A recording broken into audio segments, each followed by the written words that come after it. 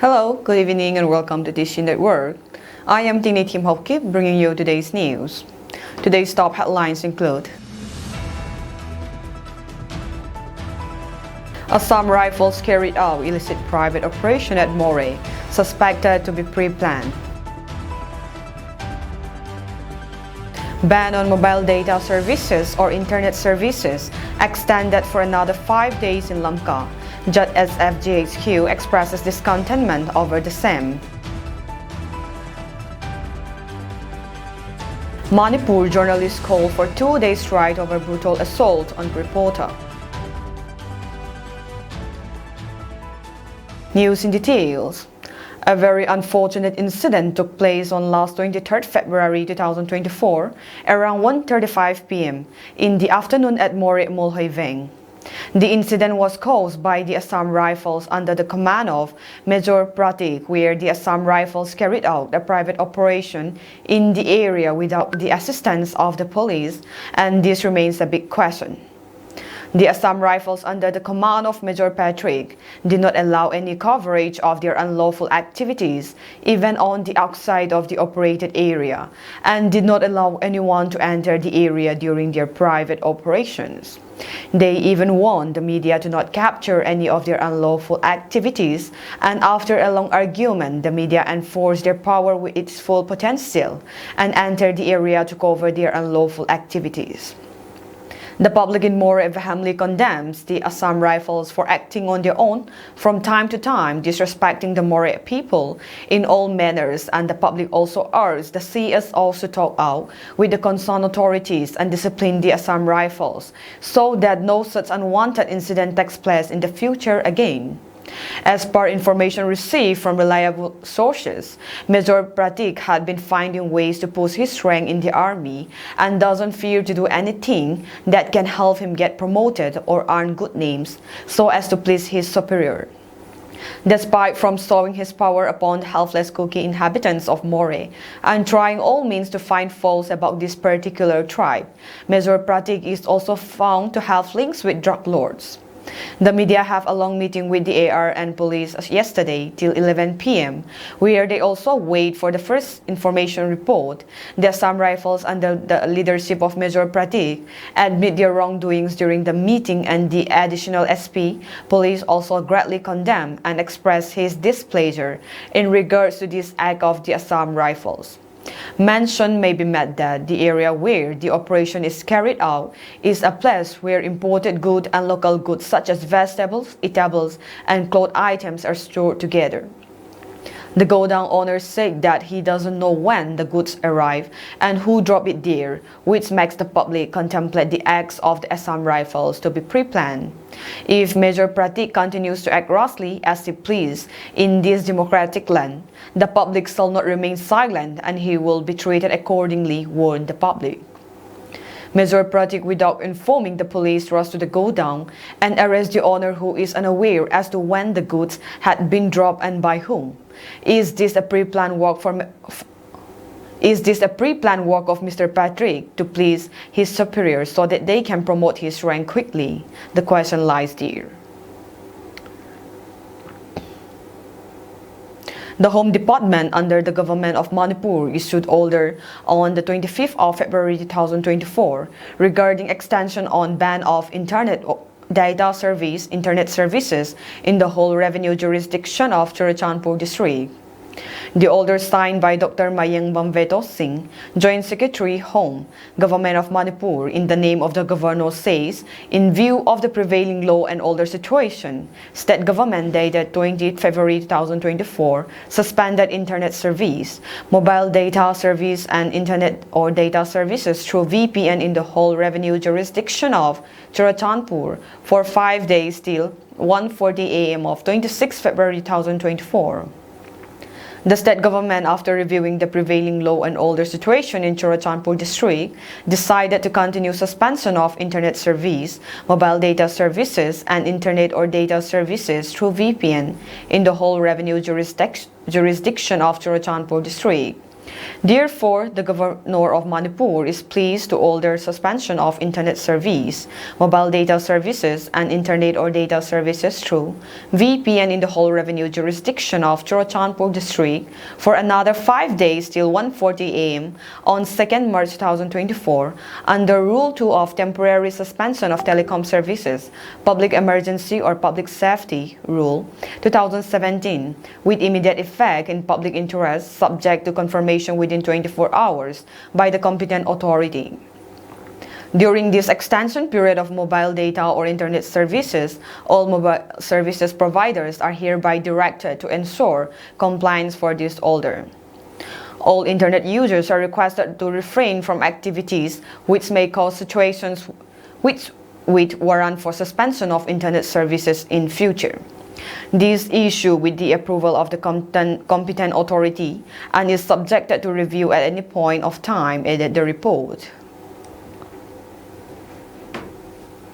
In the light of the improving law and order situation in Lamka, the Zomi Students Federation General Headquarters expresses its discontentment over the extension of the ban on mobile data services or internet data services in the entire revenue jurisdiction of Churachandpur district for another 5 days, while internet services in the valley remains unaffected despite the breakdown of law and order situation.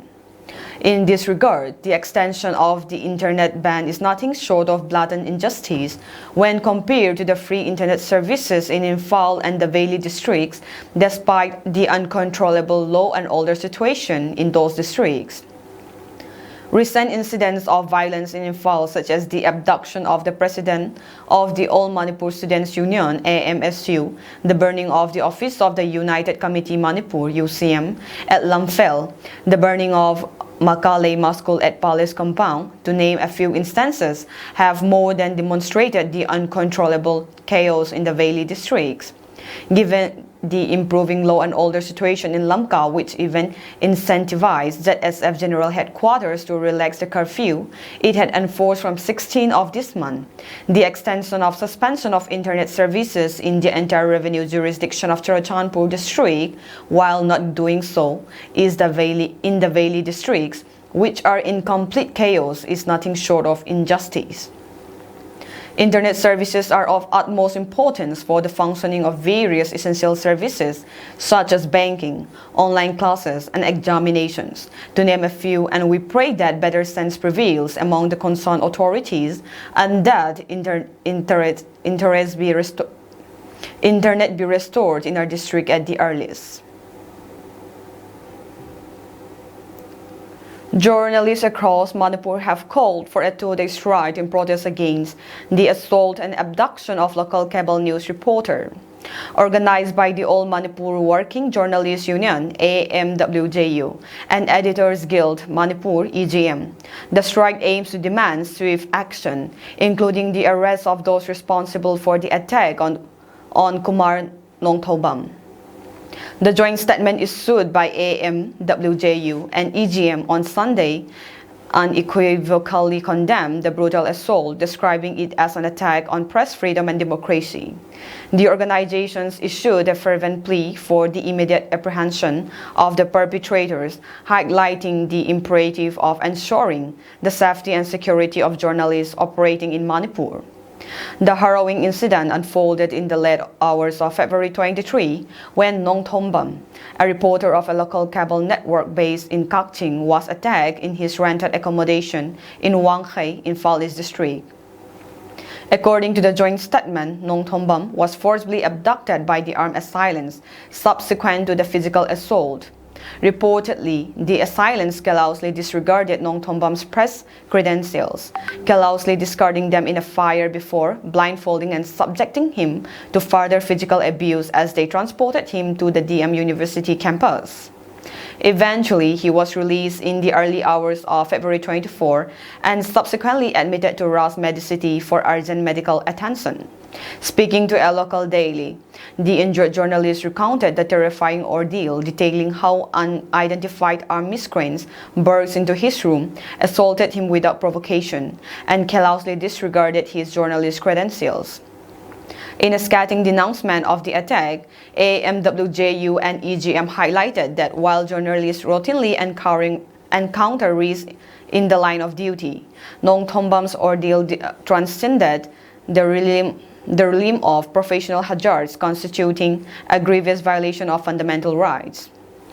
As of the time of this report, no individual or group has claimed responsibility for the assault. However, the police have initiated an investigation into the incident with hopes of swiftly bringing the perpetrators to justice. The Kuki Inpi Manipur, apex body of the Kuki tribes, while giving thanks to the Almighty God, takes pride in announcing to one and all of the re-inclusion of one of its Cognet tribes, Thado, in the constituent body of Kim, as per God-given traditional Kuki customary norms and values. Minor internal difference or wedge arising out between Thado Tribe Council, TTC-GHQ and Kuki Inpi Manipur Kim in the recent past has been amicably settled in conformity with the ASOL Kuki customary norms and values, as TTC-GHQ offered Sutlai Silpi to Kuki Inpi Manipur, which has been duly accepted on behalf of CH Azang Hongsai, the Honorable President Kim by Zhang Manghao Kip, Vice President Admin Kim. The 24th February 2024 marked a historic day in the annals of Kuki history, a day to be remembered and cherished for as the very existence of Kuki people as a nation is being under threat in the ongoing ethnic cleansing by the dominant community, Meiteis. Subsequent to the bringing of gap, thereby amalgamation of the two as one body for rejuvenating and reforming Kuki nation, Kim has entrusted a member of the TTC-JHQ to be inducted for the post of Vice President Kim. The press statement further said, as we give thanks to God for His divine intervention in bringing us together and reunifying us at the most critical hour, Kuki Inpi Manipur, while welcoming with open arms its Cognet tribe into its big family on this red letter day, expresses in tears of joy by singing in unison. The Home Department under the Manipur government on past February 24 told the media that relief materials had been sent to Lamka despite the incident on 15 February involving the DC and SP of Lamka, which is a blatant lie since the 115 relief centers had not received any relief materials for 14 days straight already. The philanthropic organization leaders who's in charge of taking care of the relief centers told the media the relief material supplied by the government through the district administration was last distributed on February 12 and none had been received since after. It has been 14 days since relief materials had been last received from the district administrators. Home Department Joint Secretary Dr. Mayang Bamveto Singh told the media that the state government inspect its employees regularly and 7 officers from Infal and 1 officer from Lamka had been suspended based on preliminary evidence of negligence of duty at workplace. On February 15, a mob comprising around 800 to 1,000 protesters who were misled due to false ideas protested in front of the DC office, where the situation got intense, leading to the burning down of 12 bus or truck kept in the office complex, which include 2 trucks meant for transporting relief materials for the IDPs, carrying out arson at the DC residence, disrespecting the national flag, and further leading to the death of 2 protesters, with 1 security personnel injured, he added. The SP and DC had been working tirelessly for the public since May 3, 2023, especially for the displaced persons, and had been providing relief materials for them from time to time. Apart from the help received from the Ministry of Home Affairs, they had been rendering many other helps for the displaced persons and had cared greatly for them.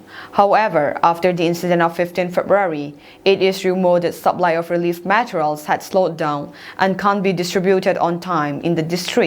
But on the 12th and 13th of February, the DC had given out 50,000 bags of rice, 245 bags of dal, 55 bags of sugar, and other miscellaneous items to the concerned civil society organizations.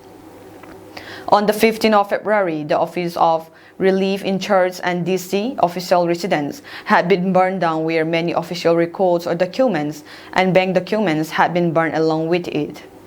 The notorious 15 February incident not only caused harm to the DC and SP, but had greatly affected the IDPs of the district.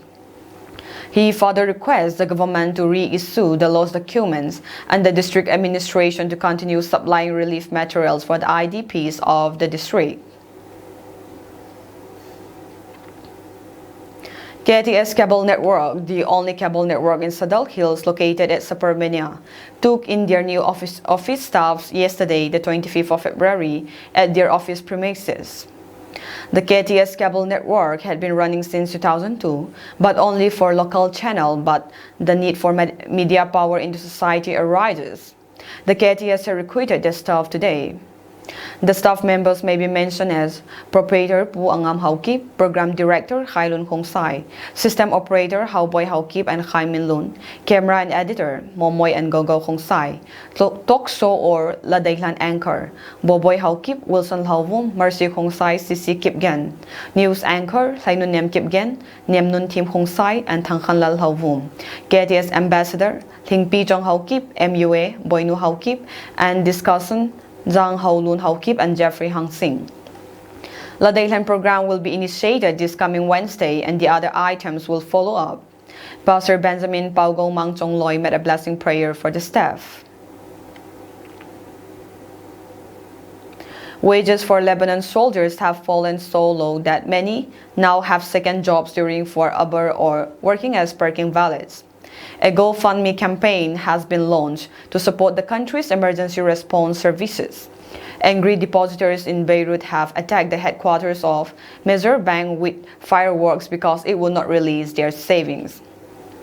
Even before the Israel-Gaza war, Lebanon was in economic crisis. Since 2019, the country's gross domestic product, GDP, has fallen by 50%, and poverty now plagues 80% of the population.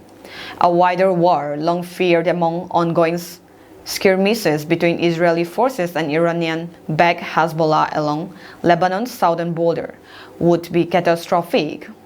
Lebanon is no stranger to disaster, having survived a 15-year civil war and a conflict between Israel and Hezbollah in 2006. But this time, according to Simon Naimi, an economics professor at the American University of Beirut, the Lebanese are exhausted. The situation is totally different today. In 2006, during the last war with Israel, we had a fully functioning economy. We had a functional banking system, supplying credit to the private sector and contributing to growth. We had a government in place. We had a president, Naimi said. The signs of disintegration are everywhere. The country has been without a president for more than a year and a functioning government for almost 2, and the currency has lost more than 90% of its value since 2019. Lebanon's insolvent banks won't allow depositors to withdraw their money in full, which the rating agency S&P Global has called a selective default. The Association of Banks in Lebanon has said the institutions do not have enough liquidity to pay back depositors. On January 7, travelers through Beirut's airport saw the arrival and departure screens suddenly flash a message addressed to the powerful leader of Hezbollah, Hassan Nasrallah. You will not have any supporters if Lebanon is drawn into a war for which you will bear responsibility. The message underlined the deep fear that Hezbollah's current confrontation with Israel could explode into a new war, and showed how easy it was to hack vital transportation systems. Naimi said that in 2006, Lebanon received support from Arab countries, particularly oil-rich Persian Gulf nations, for reconstruction after the end of the war. This is not the case today, with ties to the Gulf monarchies strained by Hezbollah's increased regional presence and the tension compounded by a general lack of interest in Lebanon among young Gulf leaders. That is all for today's news, and have a pleasant evening ahead.